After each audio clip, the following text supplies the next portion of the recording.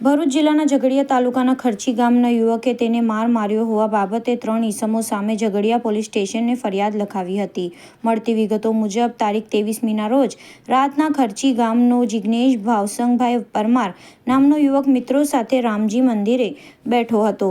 તે દરમિયાન રાતના 10 વાગ્યાના આરસામાં જગદીશભાઈ, મહેશભાઈ અને સુરેશભાઈ નામના ઈસમો ત્યાં આવ્યા હતા અને તે પૈકી જગદીશભાઈએ તેને કહ્યું હતું કે મેં તને આવવાની ના પાડી હતી છતાં કેમ આવે છે।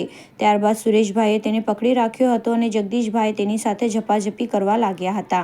તે સમયે જિગ્નેશનો મિત્ર પ્રીતમ તેને છોડાવવા વચ્ચે પડતા જગદીશભાઈએ પ્રીતમને ખભાના ભાગે ચપ્પુ મારી દીધું હતું। ત્યારબાદ જગદીશભાઈ પાસેથી ચપ્પુ લઈને મહેશભાઈએ જિગ્નેશને મારવા જતા તેને હાથ આડો કરી દેતા હાથ પર ચપ્પુ વાગી ગયું હતું। આ દરમિયાન પ્રીતમની બહેન છોડાવવા વચ્ચે પડતા તેને પણ ચપ્પુ વાગી ગયું હતું। ઈજાગ્રસ્તોને એમ્બ્યુલન્સમાં સારવાર માટે ભરૂચ સિવિલ હોસ્પિટલ ખાતે લઈ જવાયા હતા। ઝઘડો થવાના કારણમાં જણાવાયું હતું કે થોડા દિવસ અગાઉ જિગ્નેશ તેના મિત્રના લગ્ન પ્રસંગમાં પીઠીના કાર્યક્રમની તૈયારી માટે ગયો હતો। ત્યારે તેને રસ્તામાં રોકીને તું મારી છોકરીને મળવા આવ્યો છે એમ કહીને તેને તમાચા મારી દીધા હતા। આ બાબતે જિગ્નેશે ઉપરોક્ત 3 ઈસમો સામે ઝઘડિયા પોલીસમાં ફરિયાદ લખાવી હતી। આ અંગે વધુમાં મળતી વિગતો મુજબ સામા પક્ષે પણ યુવક વિરુદ્ધ પોલીસમાં ફરિયાદ લખાવવામાં આવી હતી।